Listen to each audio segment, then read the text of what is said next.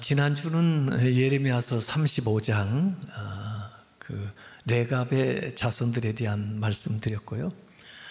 오늘은 예레미야서 36장 요야김 왕 4년에 있었던 일입니다. 특별히 예레미야서 36장이 중요한 것은 하나님의 말씀이 어떻게 이렇게 오늘 성경으로 기록되어 우리에게 왔는가 하는 그 과정을 아주 상세하게 정확하게 기록하고 있는 유일한 성경의 본문이라고 볼 수가 있습니다. 우선 하나님께서 예레미야에게 영감을 주십니다. 말씀을 주셔요. 근데 그 말씀을 주실 때 혼자만 알라고 주는 게 아니고 두루마리를 준비해라. 그래서 그 당시에 이제 글을 쓸 수 있는 거죠. 그래서 먹으로 그 두루마리에 이제 하나님이 말씀하시는 대로 기록을 하게 되는데 예레미야에게 영감을 주셔서 예레미야가 그 말씀을 하면 옆에 필경사 서기관이죠. 바룩이라고 하는 사람이 그 불러주는 대로 그 두루마리에 기록을 하게 하고 그 다음에 그 두루마리를 보관하면서 또 가지고 다니면서 그 성전에서도 또 왕궁에서도 또 사람들에게 낭독해서 그 말씀을 현재 주시는 하나님의 말씀으로 듣도록 그렇게 하는 과정이 거기에 나와 있습니다. 물론 이 말씀을 주시는 그 목적과 의도가 다 있는 거죠. 그래서 오늘 예레미야서 36장 2절에 보니까 예레미야에게 하나님이 말씀하시는 거예요. 너는 두루마리 책을 가져다가, 아직은 비어있는 책이지만은 내가 너에게 말하던 날, 곧 요시야, 지금 요야김 시대지만 그 앞에 요시야 시대에도 예레미야가 있었거든요. 그 요시야 때부터 오늘까지 이스라엘과 유다와 모든 나라에 대하여 내가 너에게 일러준 모든 말을 그 두루마리 책에 기록하라. 그래서 이제 바룩까지 데려다가 쓰게 되는데 사실 이 말씀을 금식일에 이 나라가 정세가 어렵고 힘드니까 그래도 성전에 모여서 사람들이 금식하면서 기도를 했나 봅니다. 그래서 금식일에 사람들에게 낭독을 하라고 그런 건데 사실 예레미야는 거기에 갈 수가 없는 형편입니다. 이전에 이렇게 하나님의 심판의 말씀들을 전하는 바람에 성전 출입 금지 그렇게 해서 출교를 시켰는지 거기에 갈 수가 없으니까 내가 가지 못하더라도 말씀을 전해야 되는데 그 말씀을 이 바룩에게 기록을 해가지고 가지고 가서 백성들에게 낭독을 하라. 이렇게 얘기하는 대목입니다. 그래서 36장 6절에 보면 너는 들어가서 내가 말한 대로 두루마리에 기록한 여호와의 말씀을 금식일에 여호와의 성전에 있는 백성의 귀에 낭독하고 유다 모든 성읍들에서 온 자들, 금식일이니까 각 지역에서 예루살렘 성전으로 왔을 텐데 그들의 귀에도 낭독하라. 이렇게 하나님이 주신 말씀에 또 예레미야가 기록한 말씀에 분명한 목적이 36장 3절에 나와 있어요. 유다 가문이 내가 그들에게 지금 내리려고 한 모든 재난, 여기에 지금 써 있는 말씀을 듣고 각각 그들의 악한 길, 나가던 그 길에서 다시 돌이켜서 회개하고 돌아오면, 그리하면 내가 그 악과 죄를 용서하리라 하시니라. 이렇게 말씀합니다. 그래서 지금 예레미야서는 시간 순서대로 기록되어 있는 건 아니고 이 36장은 사실 예레미야 초기에 주어진 말씀이라고 보면 됩니다. 요시야 다음 여호야김이 왕이 돼서 4년 됐을 때 그때 얘기입니다. 그러니까 이 말씀이 초기에 주어졌을 때는 이 말씀을 듣고 이 말이라 하는 이 심판에 대해서 지금 주변 정세 보면서 하나님 앞에 회개하고 돌아오면, 그러면 하나님께서 이 어려운 중에도 긍휼을 베풀어서, 이전에 아수리아가 북이스라엘을 다 멸망시켰을 때도 하나님이 은혜를 베푸셔서 유다를 보호해 준 것처럼 이집트까지도 무너지는 이 상황 속에서도 하나님께서 어떤 방법을 어떻게 동원하실지를 모르지만은 이 유다에게 다시 한번 기회를 주기 위해서 말씀을 전하라 하는 겁니다.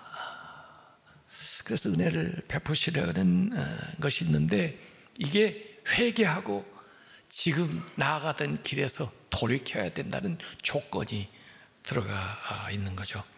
그래서 예레미야서 36장 7절에 그들이 여호와 앞에 기도를 드리며, 회개 기도겠죠. 금식만 할 뿐만 아니라 회개 기도를 드리며 각기 악한 길을 떠나리라.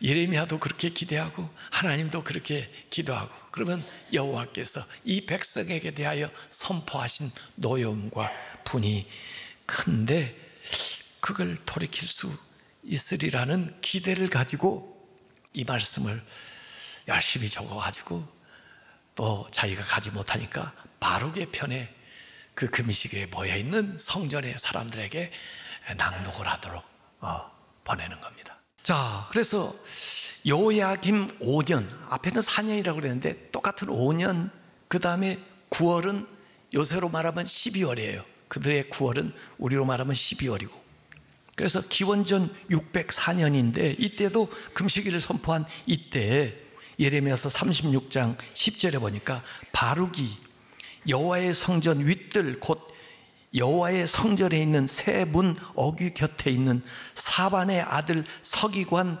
그마리아의 방에서 그 책에 기록된 예레미야의 말을 모든 백성에게 낭독하니라. 그래서 두 차례에 걸쳐서 저는 했다고 생각하는데, 대부분 신학자들은 그 두 개 기사를 하나로 보고 낭독했다고 그러는데, 무엇이 됐든 간에 하여간 성전에서 사람들에게 하나님 말씀을 이 바룩이 낭독을 했습니다. 금식일인데 사람들은 다 모았는데 왕은 왕궁에서 다른 사람들하고 같이 있었나 봐요. 이거 왕궁에 가서 왕한테 전해야 된다. 그리고 또 한편에는 이 말씀을 전하는 예레미야와 이 바룩을 왕이 찾아서 죽일지 모르니 바룩 보고 예레미야와 함께 숨어라. 우리가 대신 가서 전할 테니까 너희들은 가서 숨어 있어라. 이렇게 조치를 하는 이야기가 거기에 나옵니다. 그래서 이 여후디라는 사람이 바룩이 전해준 그 두루마리 성경을 가지고 왕궁에 들어갑니다. 그래서 보니까 왕궁에 왕하고 신하들이 같이 모여 있어요. 그래서 하나님이 전하라는 말씀입니다. 우리가 듣고 왕에게 전하기 위해서 이걸 가지고 왔습니다. 그랬더니 왕이 읽어봐. 그래서 그 앞에서 여기 여후디가 읽는 거예요. 그래서 오늘 읽었던 예레미야서 36장 23절부터 그 대목이 나옵니다. 여후디가 서너 쪽을 낭독하면, 두루마리를 넘겨가면서 서너 쪽을 낭독하면 왕이 면도칼을 가지고 있다가 그것을 잘라요. 두루마리 책을 잘라요. 그래가지고 한 12월 겨울 궁전에 있었으니까 화로를 피고 있었나 본데 그 자른 두루마리를 화로불에다 푹 던져요. 확 불이 타겠죠. 예? 그래가지고 익는 족족 잘라가지고 불에다 태웁니다. 이게 무슨 태도입니까 이게? 그래서 36장 24절에 이 왕과 그 사람들, 신하들이 이 말씀을 듣고도 성전에서 이 말씀을 대접하면서 잘 들었던 사람과 전혀 반대로 두려워하거나 자기의 옷을 찢지 아니하였고 회개하지 않고 그 다음에 하나님 말씀을 무시하고 그리고 그걸 잘라가지고 불을 태우는 거예요. 그러니까 같이 들어왔던 예레미야서 36장 25절 앞에서 성전에서 말씀을 먼저 받았던 사람들이 얘기하는 겁니다. 엘나단과 들라야와 끄마랴가 왕께 두루마리를 불사르지 말도록 아뢰도록. 그러면 안 됩니다. 그거 태우지 마세요. 왜 그걸 태우세요? 이렇게 얘기를 하는데도 왕이 듣지 아니하였으며 계속해서 불을 다 태워버렸습니다. 주신 말씀을 대접하지 않고 없이 여기는 거예요. 무시하고 조롱하고 까짓 글, 쪽지 내가 이거 가지고 무서울 줄 알고 보라는 듯이 완악한 마음으로 강팍하게 자기 판단에 옳지 않다는 건 다 버리고 받아들이지 않겠다고 생각하고 버리는 겁니다. 그 안에 있는 신하들도 아무 말도 못하고 하나님 말씀 앞에 두려워하지도 않고 자기들의 옷을 찢고 회개하지도 않고 칼로 두루마리를 잘라서 불로 사르는 이런 일을 했습니다. 그리고는 왕이 뭐라고 명령을 하지 않았어요? 예상한 대로 예레미야와 바룩을 잡아와라. 그래가지고 자기 아들과 신하를 보내가지고 체포해 오라고 그래요. 죽이겠다고. 마치 아합이 엘리야가 당신 죄 때문에 이 땅에 기근이 올 거요, 비가 오지 않을 거요, 그럴 때 그 말을 전했다고 아합을 죽이려고, 이 엘리야를 죽이려고 아합이 군대를 다 풀어가지고 돌아다니는 것과 똑같아요. 여러분, 우리가 하나님의 말씀을 받는 태도가 우리의 인생을 결정해요. 하나님 말씀을 결정하는 게 아니고 내 삶을 결정해요. 개인의 운명이 달라지고 나라의 운명이, 역사가 달라집니다. 성경에도 그런 이야기가 많이 나오죠. 아브라함은 소돔과 고모라 멸망에 대해서 듣고 10명의 의인만이 있으면 하나님 살려주시오 기도했는데 사실 10명도 없어요. 그래서 심판하러 천사가 들어갔다가 그래도 아브라함의 그 기도를 기억하시고 롯의 가정을 구원하려고 롯한테 얘기하니까, 그래도 롯은 삼촌한테 배운 게 있고 그동안 기본적인 믿음이 있으니까 그 말씀대로 이 모든 거 다 내려놓고 나가야 되겠다. 근데 혼자 나갈 수가 없잖아요. 자기 딸들하고 정원한 사위들을 찾아가요. 여보게, 이 땅이 망하네. 나와 같이 나가서 생명을 좀 보존하세. 그러는데 사위들이 그 롯에 전하는 말을 뭘로 들었다고 그랬어요? 성경에 농담처럼 여겼어요. 농담, 아이 농담하시네. 아니, 이런 대낮에 무슨 유황비가 내린다고 그래요? 가시려면 혼자 가세요. 그러다가 망했습니다. 롯의 아내는 반절쯤 믿었습니다. 반절. 참고로, 참고사항 정도. 그래, 따라 나오기는 나왔는데 도중에 돌아보다가 그 여인은 소금 기둥이 됐습니다. 하나님의 말씀을 어떻게 듣느냐 하는 그 태도에 따라서 말씀의 효력이 달라지는 게 아니고 나의 삶의 운명이, 나라의 운명이 달라지는 것을 믿으시기를 바랍니다. 이 여호야김은 칼로 두루마리 책을 자르고 화로에 이 두루마리를 불태웠어요. 그 나라가 칼의 전쟁에 망하게 되고 그 나라가 불타서 그 성이 사라지게 되는 거예요. 하나님의 말씀은 없이 할 수가 없어요. 제거될 수가 없어요. 사탄은요, 성경을 가장 교묘하게 이용하는 자들이 사탄입니다. 일제 강점기에도요, 일제는 우리 보고 출애굽기 읽지 마라, 요한계시록 읽지 마라 그랬습니다. 그리고 심지어 우리 교단은 예수님이 재림하면 세상 심판한다고 그러니까 재림교리 가르치지 마라고 그랬는데 계속 재림 가르치니까 교단이 폐쇄된 거예요. 여러분, 나라만 그런 게 아니잖아요. 개인들도, 나도 하나님 말씀을 있는 그대로 다 받아들이지 않고, 신학자들도 보면 자기 멋대로 재단합니다. 이건 못 믿을 거고, 이건 그냥 신화고, 이건 그냥 어쩌다가 들어온 거고, 잘못 들어온 거고. 개인들도 하나님 말씀을 읽는데 나에게 준엄한 말씀이든 복된 말씀이든 다 그대로 받아들여야 되는데 편집해가지고 구멍이 숭숭 나버린 그런 성경을 가지고 신앙생활하는 사람들이 있습니다. 옷을 찢는 대신에 성경을 찢어버리고 마음에 불이 타오르기 전에 성경을 불태워버리는, 책을 불태우는 사람들. 그 중국에도 진시황 때 그 분서갱유 사건이 있었는데, 그 진나라 그 진시황이요, 주전 213년 아이 사람들이 자꾸 유식해주고 뭐 자꾸 옛날 얘기 자꾸 하고 그러니까 책을 다 불살라버려요. 분서 책을 다 불태웠는데도 여전히 학자라는 사람들이 똑똑한 사람이 자꾸 나오니까 이 사람들을 잡아가지고 그냥 생매장 시켜요. 그게 갱유 213년 그리고 212년에 있었던 사건인데, 그러면서 자기는 오래오래 살려고 불로초를 구고 그랬는데 그 나라가 어떻게 해요? 한 6년 만에 206년에 진나라가 완전히 멸망하게 돼버렸습니다. 하나님 말씀은 얼마나 더 그러겠어요. 세상 말도 지혜도 그러는데. 그런데 또 조금 대조적인 사건이 일어나요. 사도행전에 보면요, 바울이 그 예배소에 가서 말씀을 전합니다. 이 예배소에는 그 당시에 세계 3대 도서관이 있었어요.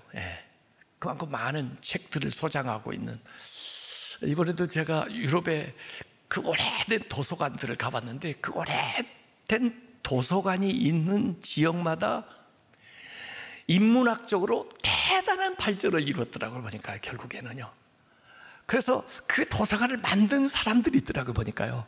그래서 와, 거기서 이런 괴테 같은 사람, 쉘러 같은 사람, 뭐 이런 사람들 바이마르에서 나타나는 게 바로 그 도서관 때문이었구나 하는 걸 제가 이번에 확인하고 갔는데, 그걸 세운 대단한 사람들도 와, 이전에 잘 몰랐던 그 평범한 사람들에게 알게 됐는데요.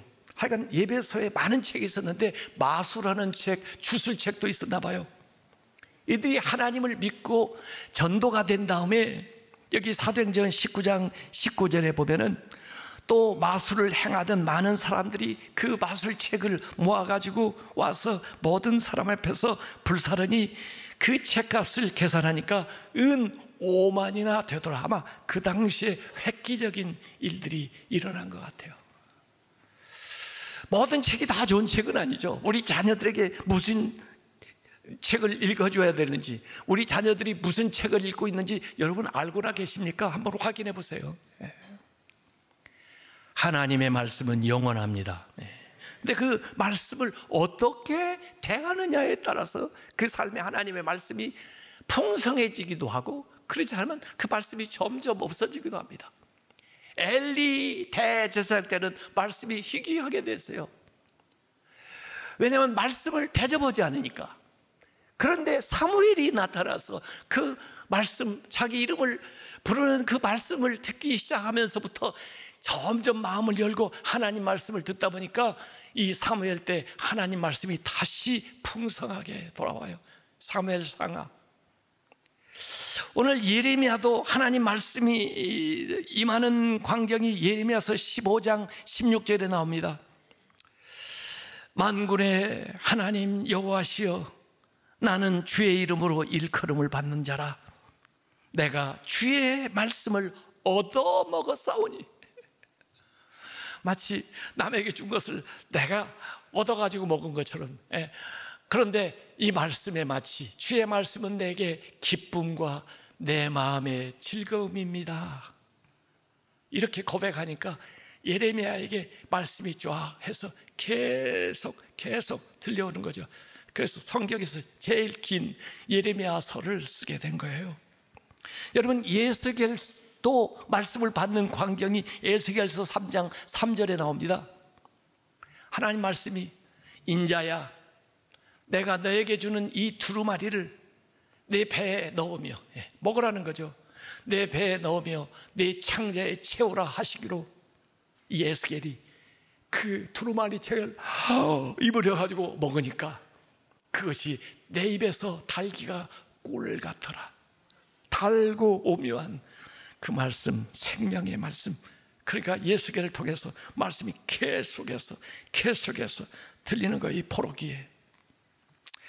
여러분, 이 말씀을 또 먹는 사람, 예수님의 제자 사도 중에 사도 요한이 나옵니다. 요한계시록에 보면요, 10장 10절에 내가 천사의 손에서 작은 두루마리를 갖다 먹어버리니 내 입에서 꿀같이 다나, 에스겔처럼.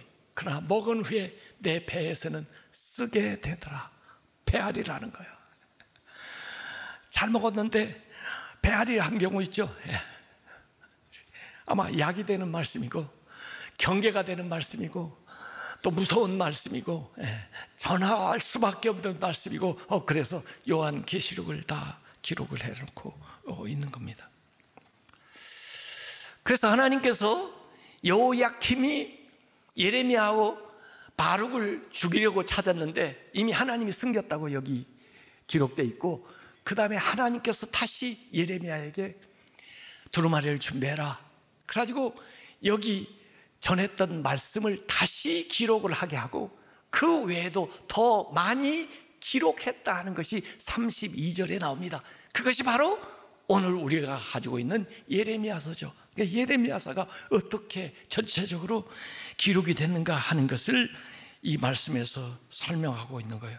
그리고는 그 여호야킴 왕한테 주는 말씀은 예레미야서 36장 30절에 나옵니다. 그러므로 여호와께서 유다의 왕 여호야킴에 대하여 이와 같이 말씀하시니라. 그에게, 지금 다윗의 후손이긴 한데 다윗의 후손들이 유다를 유지해 왔는데 앞으로 다윗의 왕위에 앉을 자가 없게 될 것이요, 끝난다는 겁니다. 왕조가 망한다는 거죠. 여호야킴의 시체는 버림을 당하여 낮에는 더위, 밤에는 추위를 당하리라. 그래서 결국 이스라엘 왕조가 끝나고, 그리고 이는 죽어 흔적도 없이 사라지게 되는 최후를 맞이하게 되는 거죠. 하나님의 말씀을 버리면 나도 버림을 받습니다. 그래서 35장과 36장은 아주 대조적인 사건이에요. 35장은 레가의 후손 광야에서 이스라엘에 편입돼 들어왔지만은 순종함으로 너희가 내 앞에 영원히 서리라 하는 말씀을 듣는 반면에, 여기 다윗의 왕조의 정통을 이어가는 왕 여호야김이 하나님의 말씀을 버리니까, 불순종하니까 이제 하나님 앞에 서지 못하는 벌을 받게 되는 거죠. 천지는 없어질지언정 하나님 말씀은 변함이 없습니다. 여러분, 나라와 민족을 위해서 기도해야 됩니다. 지금은요, 우리나라가요, 어떻게 입법, 사법, 행정이 다 그냥 한 통속이 돼가지고, 나라를 견제하는 야당은 지리멸렬하고, 여러분, 역사상에 보면은 절대 권력은 패망하게 되어 있습니다. 절대 권력 가지고 오만하면 망하게 되어 있습니다. 나라를 위해서 기도해야 됩니다.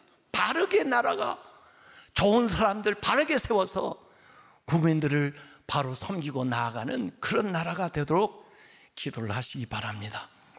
요시야 같은 왕이 돼야지 여호야킴 같은 왕이 돼서는 절대로 안 되는 거죠. 하나님의 말씀은 영원합니다.